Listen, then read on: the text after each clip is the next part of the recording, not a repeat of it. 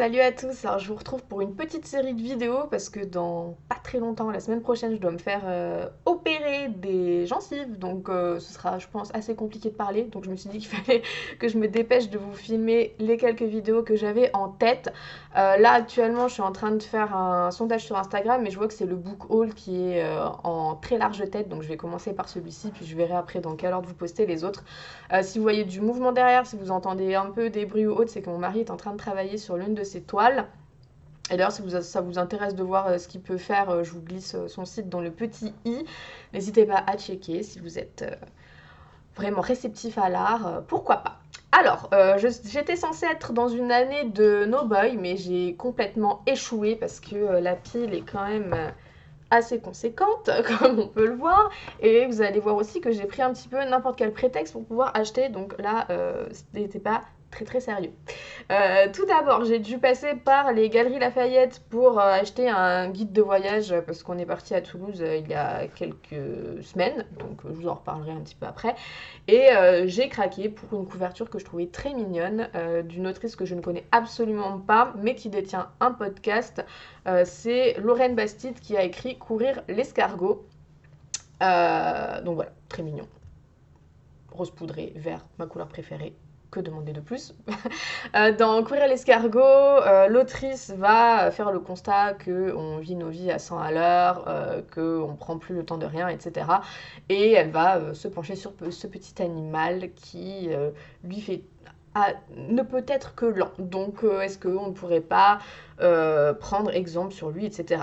Je ne sais pas s'il y a d'autres analogies faites dans cette collection qui est la collection Bestiale de Jean-Claude Lattès, donc à voir aussi ce qu'ils peuvent proposer. Je me suis dit que ça pouvait être tout doux, ça peut être lu assez vite parce que c'est quand même assez gros et aéré.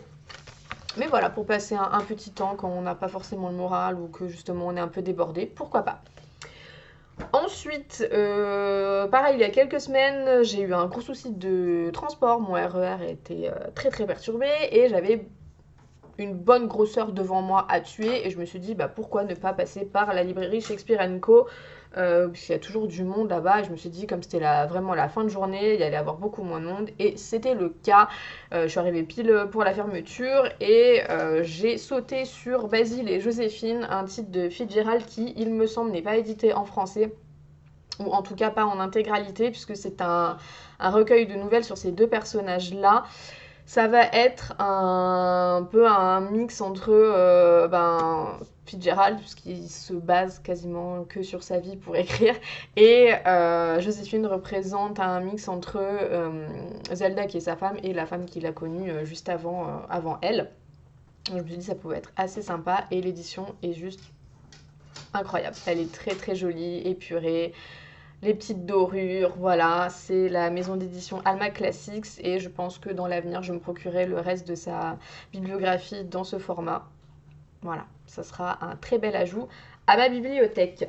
D'ailleurs, en parlant de Fitzgerald, pendant tout le mois de janvier, j'ai participé au Un mois, un auteur de Napolita et je vous ferai le retour juste après puisque je me suis penchée sur cet auteur-ci.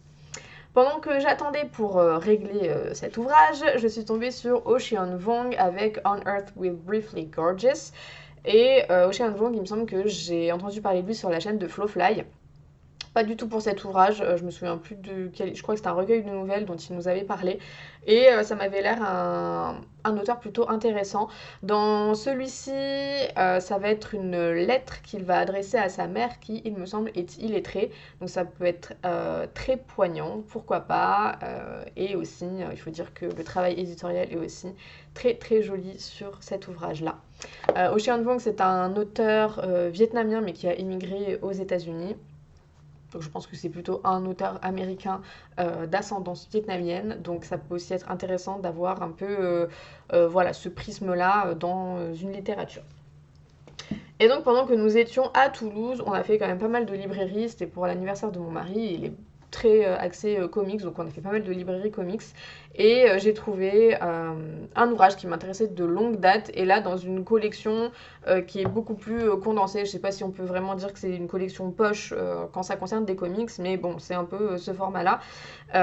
C'est le comics Fable. Je crois qu'il y a une dizaine de volumes, je suis plus exactement sûre, et donc vous voyez qu'il est beaucoup plus petit.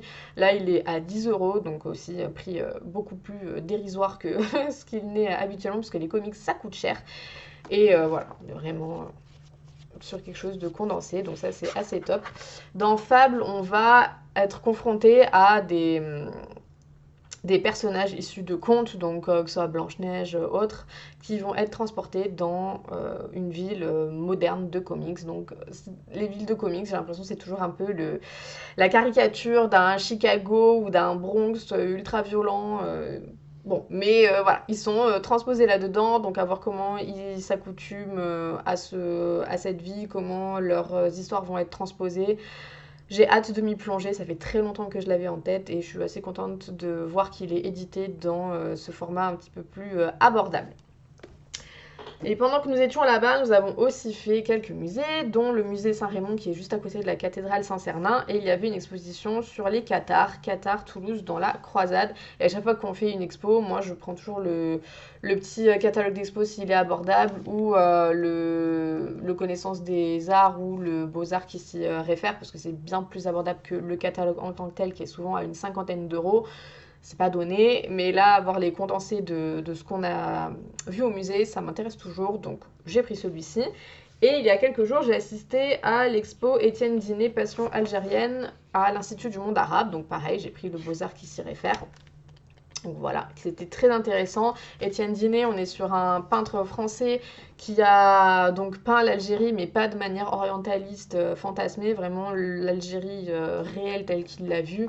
C'est un pays et ce sont des peuples qui l'ont tellement touché qu'il s'est même converti à l'islam. Donc voilà, très très intéressant comme expo, je vous enjoins à la voir. Et j'ai profité donc de mon passage là-bas pour aller farfouiller dans la librairie attenante à l'Institut du monde arabe, parce qu'elle est très bien fournie, elle est très bien faite. Et je suis contente d'être tombée sur le roman d'Antar qui a été présenté dans l'exposition. Et en fait, le roman d'Antar, c'est un récit pré-islamique, donc très intéressant. C'est un récit qui est propre vraiment à la partie Maghreb dans son ensemble, il me semble. Et Étienne Diné avait fait quelques gravures et peintures pour cette histoire-là. Donc on en retrouve quelques-unes à l'intérieur de l'ouvrage. Donc hâte de m'y plonger, c'était le dernier, je suis contente d'être tombée dessus. Et toujours pour rester dans cette partie Algérie, j'ai pris un auteur que je ne connaissais pas, si ce n'est de nom, Mohamed Dib, avec Laïza, qui est un recueil de nouvelles. J'aime beaucoup les éditions Elisade, j'en ai quelques-unes, c'est très bien fait, c'est très agréable à lire, c'est toujours bien aéré, même si on est sur un petit format. Donc hâte de voir ce que cet auteur va donner. Et enfin, j'ai pris Figure du féminin en islam de Ouria Abdelwahed, qui est maître de conférences, psychanalyste et traductrice.